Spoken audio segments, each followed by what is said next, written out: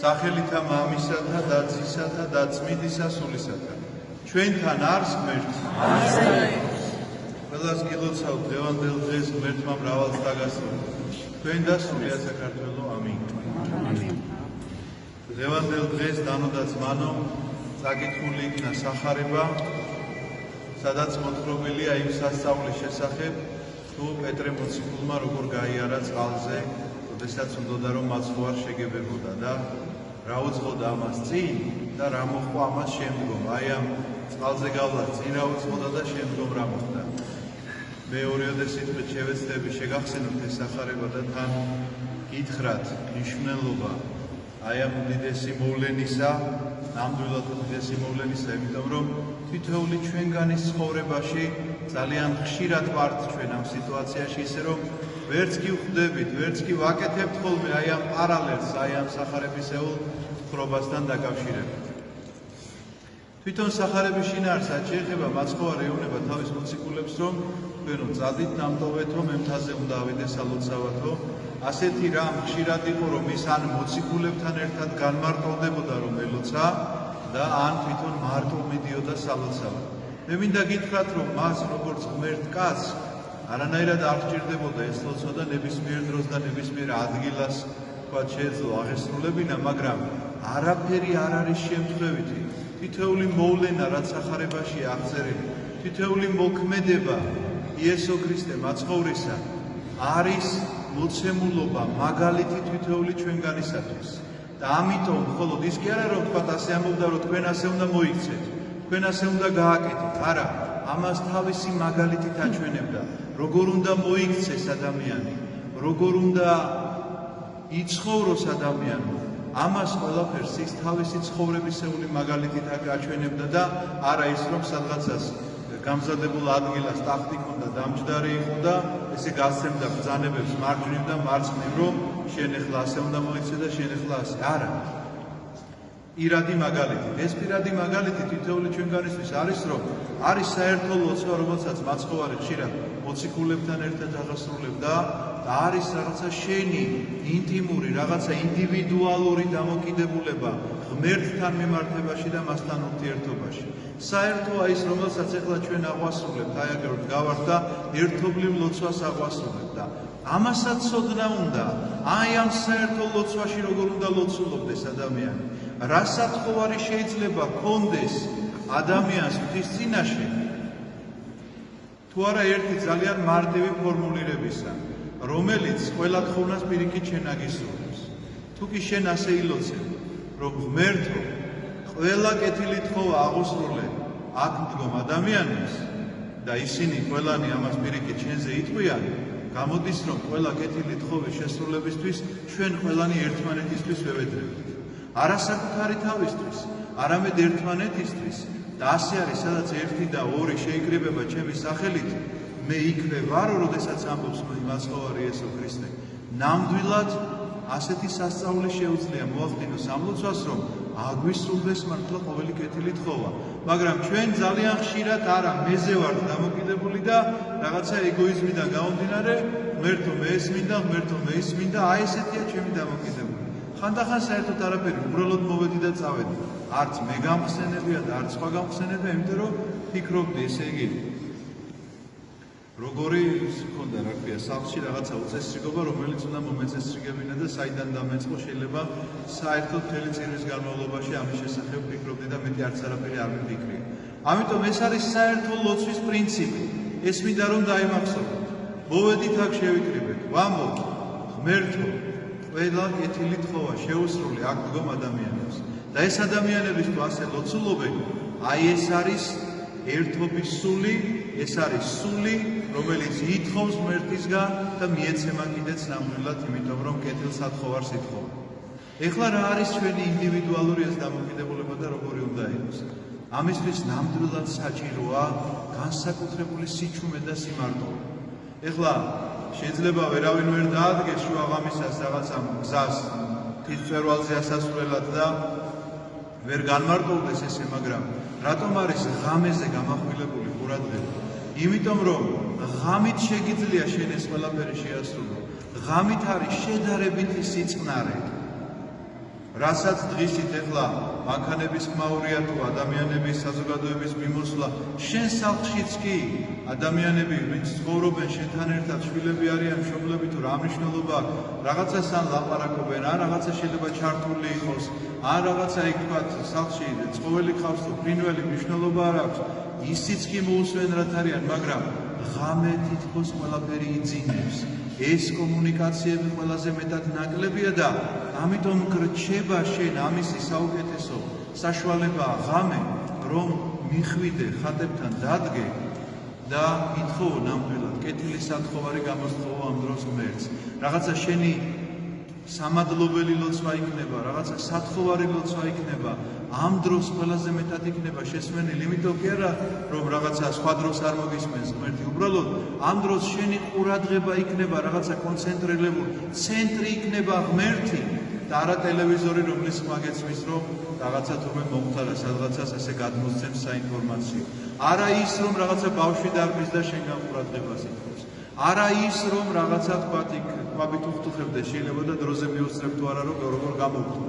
ამიტომაც კონცენტრირება, როდესაც გაქვს ერთზე ღმერთზე, ამას მთელი მონდომება ჭირდება, ამას დიდი ენერგიების დახარჯვა ჭირდება, იმიტომ რომ ღამეს მას თუ ეძინება, შენც გეძინება. მაგრამ ამ ძილს რომ გადადებ და რომ მოინდომებ, რომ მოდი, ეხლა მე აი ესეთი სიჩუმე მინდა მოვიპოვო და ამ სიჩუმეში მინდა მოვიპოვო რაღაცა ღმერთთან კომუნიკაციის საშუალება, აი ეს არის სწორედ შეწირული ღვთის წინაშე და ამას ხედავს ღმერთი ამ მონდომებას და აი ამ ლოცვის შესახებ არის ლაპარაკი, როდესაც ეუბნება იესო ქრისტე თავის მოციქულებს, რომ აი ამჯერად მე მარტო უნდა დავრჩე და მთაზე ადის და ლოცულობს და უბრძანებს მათ, რომ ისინი ნავით მეორე ნაპირზე უნდა გადავიდნენ. გენესარეთის ტბა, არ ვიცი თუ ყოფილხართ ვინმე იერუსალიმში, მოკლედ საკმაოდ დიდი ტბა არის და ეს მოვლენები რაც აღესრულება, მოკლედ რაღაცა სხვადასხვა სანაპიროზე ხდება. ეს ის სანაპიროა, სადაც მაცხოვარმა 5,000 კაცი დააპურა 5 პურით და ეხლა ეს ხალხიც გაუშვა, მოციქულებიც გაუშვა და თვითონ მთაზე ადის სალოცავად. ამას კიდევ თავისი მიზეზი ჰქონდა, აქვე გეტყვით, არ მინდა უბრალოდ დაგღალოთ და სხვა თემაზე წავიდეს თქვენი გონება. მიზეზი ჰქონდა ის, რომ საზოგადოება აღფრთოვანდა 5,000 კაცი დაპურდა 5 პურით და მაშინვე წამოვიდნენ თუ არა, იქიდან გადაწყვეტეს, რომ მეფედ ეკურთხებინათ. იმიტომ კი არა, რომ მაშინ მესია შეიცნეს, იმიტომ რომ გაწყდნენ. და იფიქრეს, რომ 5 პურით თუ 5,000 აპურებს, ვინ შეიძლება იყოს ამაზე უკეთესი მეფე. ესე იგი, არასდროს არაფერი არ მოგვაკლდება. რასაც მოვინდომებთ გვექნება. კუჭის ავსე გვექნება. მოკლედ პირდაპირ ასეთი მდგომარეობა იყო და ამიტომ მაცხოვარმა ხალხსაც გაერიდა, მოციქულებსაც გაერიდა ესეთი ამბავი რომ არ მომხდარიყო და ადის მთაზე სალოცავად.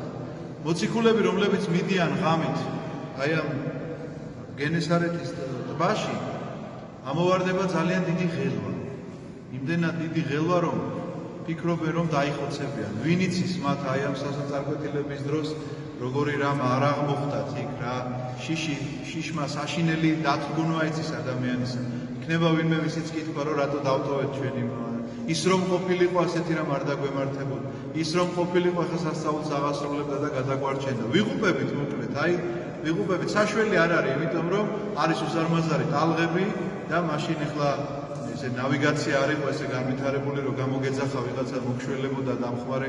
არაფერი, რაღაცა შუა ტბაში ხარ, რომელიც არც კი ჩანს არც ერთი ნაპირიდან და შეიძლება უბრალოდ ნავი, რომელიც ვინც ის გახვრეტილიც იყო და რაღაც დამაგრებდნენ, რომ წყალი არ შემოსულიყო, ეხლა ასეთ ტალღებს უნდა გაუმკლავდეს. და ვინც ის მათი სასოწარკვეთილების შესახებ რა ხდება. და ამ დროს ხედავენ მაცხოვარს მომავალს წყალზე. და ეს მათში შვებას კი არ იწევს, კიდევ უფრო მეტ შიშს იწევს. და იცით რატო? იმიტომ რომ მაშინდელი გავრცელებული ტრადიციის თანახმად ესეთი რაღაცა გამოცხადებები თუ ხდებოდა, ეს ნიშნავდა იმას, რომ სიკვდილი მოგიახლოვდა. ანუ მათ იფიქრეს, რომ ეხლა ბოლო უკანასკნელი წუთები და წამებია მათი ცხოვრებისა, ამიტომ შეხვირეს ძალიან დიდი შიშით. გადაწყვიტეს უკვე რომ მორჩა დაიღუპნენ, აღარაფერი საშველი აღარ არის და ვერც ერთმა იმ წამს ვერ მოიფიქრა, რომ მაცხოვართან ფიზიკურად არ იყვნენ, მაგრამ შეეძლოთ, რომ შორიდანაც ეთხოვნათ, იმიტომ რომ ის ღმერთკაცი იყო და შეეძლო შორიდანაც მეხმარებოდა. ამიტომაც მაცხოვარი მათ მოდის და ეხმარება ასე, ეუბნება, ნუ გეშინიათ მე ვარ. საშინელი რამ არის ეს შიში? ვეღარ მივახციე თითქოს იმაზე მინდოდა მელაპარაკა პეტრემ წყალზე როგორ გაიარება, რომ ყველაფერზე ვლაპარაკობ ამის გარდა. საშინელი რამ არის შიში? სრულყოფილი სიყვარული განდევნის შიშს. ასეთი რამ წერია პავლე მოციქულის ეპისტოლეში. აბა დაფიქრდით თუ მართლა არ არის, როდესაც სრულყოფილი სიყვარული აღარაფრის აღარ გეშინია. მაგრამ როდესაც სიყვარულს სრულყოფილება აკლია, შენ გგონია რომ სიყვარულია, მაგრამ სინამდვილეში ყველა მხრიდან შეიძლება შიშმა მოგიცვას ადამიანი. შიშმა მოგიცვას რატომ იცით? იმიტომ რომ ეგოისტურია ეს სიყვარული, მეზე დაფუძნებული სიყვარულია. შენ კი მიყვარხარ, მაგრამ იმიტომ მიყვარხარ რომ მე მჭირდები. შენ იხარ კარგი, მაგრამ იმიტომ რომ ეკხედავ ასე და ყველგან მე არის, ეს მეა, მოკლედ დამღუპველი და დამდგუნველი და არასრულყოფილი სიყვარულის მომცემი, სწორედ. როდესაც მეზე არის ლაპარაკი რომ მე ვიღუპები და არ გახსენდება სხვა მეტი არაფერი და არც ის არ გახსენდება როგორ შეიძლება დაძლივ ამ შიშს, არც ის არ გახსენდება რომ ამ დროს მეზე არ უნდა დაეხარდნო. შენი საყრდენი ყოველთვის უნდა იყოს იესო ქრისტე, ძე ღვთისა, რომელიც განკაცდა შენი ცხოვრებისათვის. და თუ ეს ამისი გჯერა და გწამს, რამ შეიძლება შეგაშინოს? დღევანდელ დავითნეს უსმენთ როგორ კითხულობდა ეპისტოლეს პავლე მოციქულისას. რამ შეიძლება მე შენ სიყვარულს დამაშოროსო? პავლე ეკითხება. რომელმა შიშმა?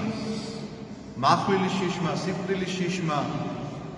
ახლა წარმოიდგინეთ ადამიანები, ჯარისკაცები, რომლებიც სამშობლოს დასაცავად, თავიანთი ოჯახების დასაცავად მოუწოდებს მათ ესე ერი და ეკლესია და ეუბნებიან რომ აი ჩვენს ესე სამშობლოსა და ერის დასაცავად საჭიროა რომ დავდგეთ აქ და ვიდგეთ, იმიტომ რომ ტერი შეიძლება ეხლა იმან თუ დაიწყო მეზე ფიქრი, ვერაფრით ვერ დადგება აქ. ვერაფრით ვერ დადგება, იმიტომ რომ მეზე ფიქრით გაიქცევა და იტყვის რომ ახლა მე თუ აქ მოვკვდი, მე რაღაც მინდა. ან სამშობლო რაში მჭირდება და ან ოჯახი რაში მჭირდება, იმიტომ რომ მეზე არის დაფუძნებული ეს ყველაფერი. ამ ეგოიზმზე არის დაფუძნებული ეს ყველაფერი. აი ესეთი გახლავთ შიში, რომელიც სარწმუნოებას დევნის ჩვენგან. სარწმუნოება, რომელიც თითქოს სისავსით უნდა იყოს ჩვენში, შიშმა მომენტალურად სიყვარულიც განდევნა, სარწმუნოებას განდევნა და აღმოჩნდით მხოლოდ ცარიელი ეგოიზმის წინაშე. შეხვირეს ხმამაღლა მოციქულება, იმიტომ რომ ვიფიქრეს, რომ მათი უკანასკნელი წამებია, აჩრდილიც კი გამოეცხადათ, რომელიც სიკვდილის აჩრდილია და წაიყვანს მათ ამ ქვეყნიდან. მაგრამ იქედან არის მანუგეშებელი სიტყვა, ნუ გეშინიათ მე ვარ. ნუ გეშინიათ მე ვარ. აი ეს სიტყვა ყოველ წამს უნდა გესმოდეს ხურში, როგორც კი რაიმე შიში შეგიფხობს. სახარებას რომ გადაშლი იქ უნდა ხედავდე ქრისტეს, რომელიც გეუბნება რომ ნუ გეშინია მე შეზღერდი. სასწაულებს რაღაცას, რომელსაც გაიგონებს, რაღაცას ხდება, არ უნდა ეძებდეთ, მაგრამ თუ გაიგონებ, უნდა იცოდეთ, რომ ესეც ქრისტესგან მოცემულობა, რომ ნუ გეშინია მე აქ ვარ. ეკლესიაში, როდესაც ხარ ზიარების წინაშე, მაშინაც ეს უნდა გესმოდეს, რომ ნუ გეშინია მე აქ ვარ. და პეტრე მოციქული მაშინვე გულანთებული ყველაზე ეუბნება, თუ შენ ხარ, მიბრძანე რომ მე შენთან მოვიდე. და მაცხოვარი ეუბნება, მოდი. აი პეტრე პირველია, რომელმაც დადგუნა ეგოიზმი. რომელმაც კი არ უთხრა ის, რომ ეხლა მე მოვალ შენთან, არა. მეზე არ ლაპარაკობს. შენ ბრძანე და მე მოვალ. აი რას მიაღწია უცბად პეტრემ, გამოფხიზლებულმა შიშისგან ანთებული სიყვარულით იესო ქრისტეს დანახვაზე, რომ თუ ნამდვილად შენ ხარ, მაშინ მიბრძანე რომ შენთან მოვიდე, აი ეს გახლავთ. როდესაც ეგოიზმი გაწეულია გვერდით და ცენტრში ისევ ღმერთია შენს ცხოვრებაში და თუ ის ცენტრშია, ყველაფერი თავის ადგილას ლაგდება. უბრძანა მოდი, გადმოდის და მიუხედავად იმისა, რომ საშინელი ღელვა, უდიდესი შტორმი, ქარიშხალი და ქარიშხალს საშინელი ხმა ახლავს თან, ალღები აპალყებული, ეს ყველაფერი აღარ ახსოვს პეტრეს. 2 წუთის წინ რომ მიხსჯებოდა და რომ ეგონა რომ კვდებოდა, ეხლა აღარ ახსოვს, გადმოდის, ეს ყველაფერი დაწყნარდება და მიდის იესო ქრისტესკენ. მაგრამ როგორც კი პატარა ტალღის ტლაშუნს გაიგონებს, ხოში მაშინვე ჩაძირვას იწყებს. რატომ? იმიტომ რომ სარწმუნოებაში ჩვენში სწორედ ესე ზიარი ჭურჭლის პრინციპივით არის სარწმუნოება და ურწმუნოება, რომელსაც მეტი წნევა აქვს ხოლმე, ის უფრო ნაკლებია, რომელიც მეტი წნევა თუ დააწევთ თქვა მარჯვენა ჭურჭელს, მარცხენა აივსება და აქეთ წერილი დარჩება. იქეთ დააწევი წნევით, აქეთა გაივსება. ასე არის ჩვენი მდგომარეობა. სარწმუნოება და ურწმუნოება. პეტრემ რწმენით დაძლია ეს ყველაფერი, რომ გადმოვიდა და წყალზე მიდის, მაგრამ იმ წამსვე ურწმუნოებაში ჩავარდა, როგორც პატარა ტალღამ ხმა გამოსცა და მაშინვე დაიწყო მან ჩაძირვა. რას ნიშნავს ისიც ჩემო ზეპასე? თითოეული ჩვენგანის ცხოვრებაში ასე ძალიან ხშირად არის. სარწმუნოების და ურწმუნოების ასეთი თამაშია, ასეთი ჭიდილია თითოეულ ჩვენგანში. და ეს ჭიდილი საიდან მოდის, იცით? რაღაცა გულანთებული, რწმენით ანთებული, თითქოს მართლა ისეთ საქმეს აპირებ, რომ წყალზე გაიარო. ამ დროს ვიღაცა ყურში ჩაქჩურჩულებს, რომ უი თურმე რაღაცა იქ ვიღაცა მოდელი წოდვილია. კახაბერი თურმე ცუდი კაცია. და შენ ეთქვი რომ უი რას ამბობ? მაშინ აბა აქ ვერ ამბობ. კახაბერზე კი არ ამბობ შენ უარს. ქრისტეზე ამბობ უარს. და ამაზე არავინ არ ფიქრობს. რომ რამ შეიძლება დამაშოროს ქრისტეს? რამ מחვილმა, სიკვდილის შიშმა, შიმშილმა თუ წყურვილმა, როგორც პავლე მოციქული წერდა დღევანდელი ეპისტოლეში. მაგრამ შეიძლება დამაშოროს რამ, იცი? რომ ვიღაცამ ყურში ჩამჩურჩულა, რომ ვიღაცა ცუდად იქცევა? ან ეკლესიაში საქმე კარგად ვერ ყოფილა? ვაიმე საპატრიარქოში თურმე დაარღვევები. ამიტომ აბა მე ახლა ვერზე გავდგები და 8 წელი რომლის აღებაც მინდოდა 9 საათის წინ, რომ ვაპირებდი მთებისა და მწვერვალების დაპყრობას, ეხლა გადავწყვეტე რომ სახლში ვიჯდე.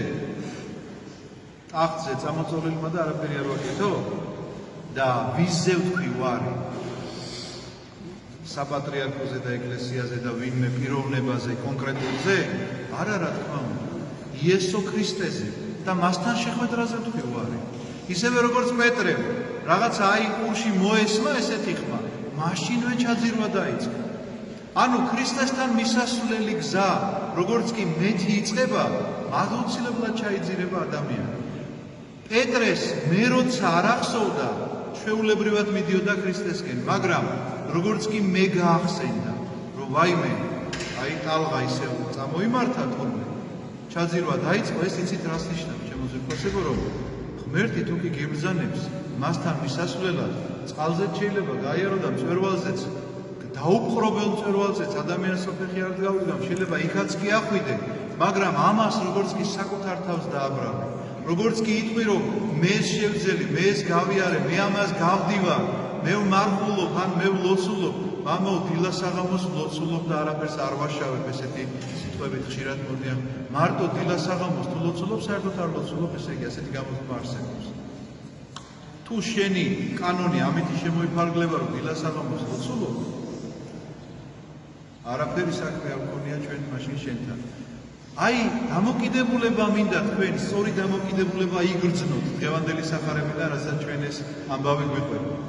რომ მე როდესაც ვარ რწმენით ავსებული და ვაპირებ აი ამ გადაულახავი გზის გავლას, მიზანი ერთი უნდა იყოს, ღმერთთან შეხვედრა.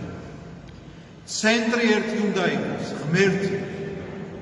და როგორც კი ცენტრში გაჩნდება მე, მაშინვე იკარგება ყველაფერი. ან მე ვლოცულობ, ან მე გავდივარ ამ გზას, ან მე ვმარხულობ, ან მე რაღაცას ვაკეთებ, იქვე მეზე არის ლაპარაკი და არა ის, რომ ღმერთთან მისასვლელად მჭირდება მე ეს ყველაფერი. ღმერთმა მიბრძანა და ამიტომ ვაკეთებ, რომ მასთან მივიდე. მითხრა, მოდიო და მივდივა. აი ესეთი უნდა იყოს დამოკიდებულება, ესეთი უნდა იყოს რწმენა, რომელიც განდევნის შენგან ყოველგვარ ორჭოფობას, ვინც რა არ უნდა ჩაქჩურჩულოს ყურში ვინმეზე, ვინც რა არ უნდა გითხრას და ვინც როგორ არ უნდა გეჭორაოს, სულ რომ ფაქტის წინაშე დაგაყენოს, რომ საშინელებები ხდებოდეს ამა თუ იმ გარემოში, რამ შეიძლება შეაჩეროს ჩემი გზა ქრისტესკენ მავალ, ის რომ ვიღაცა რაღაცას აშავებს, ის რომ ვიღაცა ესე ცდილობს რომ ჩამაწვეთო, ეს ბოროტისგან არის რა თქმა უნდა. ან ადამიანის პირით, ან სატელევიზიო საშუალებით, ან რაღაცით მომაწვდეს იმ შხამს, რომ გააჩეროს ეს ჩემი გზა, გააჩეროს ეს ჩემი წყალზე სიარული. და ჩაძირვა დავიწყო აი ამ უბსკრულში. მაგრამ ყოველთვის უნდა გახსოვდეს, რომ როგორ უშველა პეტრემ თავის თავს რაკნა, რომ კარგი მეთევზე იყო და ბუნებრივია ცურვა კარგი ეცოდინებოდა. მოუსვა მკლავური და გამოცურა? არა. ისევ გაახსენდა, როგორ შეიძლებოდა რომ უშველოს ადამიანმა თავს და უთხრა: ღმერთო, მიშველე ვიღუპე. გაუწოდა ხელი და უთხრა: რატომ შეურგულდი მცირედ მორწმუნეო? აი პასუხი ყველა ამ საქციელზე. რატომ შეურგულდი მცირედ მორწმუნე? რომ არ შეურგულებულიყავი ბოლომდე მოხვიდო. რომ არ დაგეწყო ეს ორჭოფობა, რომ არ აყოლოდი ამ ვიღაცის შხამიან ნესტარს, რომელიც ჩაგარჭო. ესე იგი, შენს სმენას ჩაარჭო. შეიძლება ძალიან ლამაზი სიტყვები, რომ არ შეურგულებულიყავი ამის გამო, ბოლომდე მიხვიდოდი იქ, სადაც არის ჩვენი მიზანი მისვლისა და ამიტომაც დღევანდელი სახარება გამუდმებით ამას შეგაგონებს, რომ ადამიანო ღმერთისკენ მავალ გზაზე უამრავი დაბრკოლებაა. ეს დაბრკოლება არ გეგონო თქვენ იყოს ფიზიკური მხოლოდ და მხოლოდ. ფიზიკურ ყველანაირ დაბრკოლებას ღმერთი გადაგალახინებს, იმიტომ რომ მისია ცა და მისია მიწა.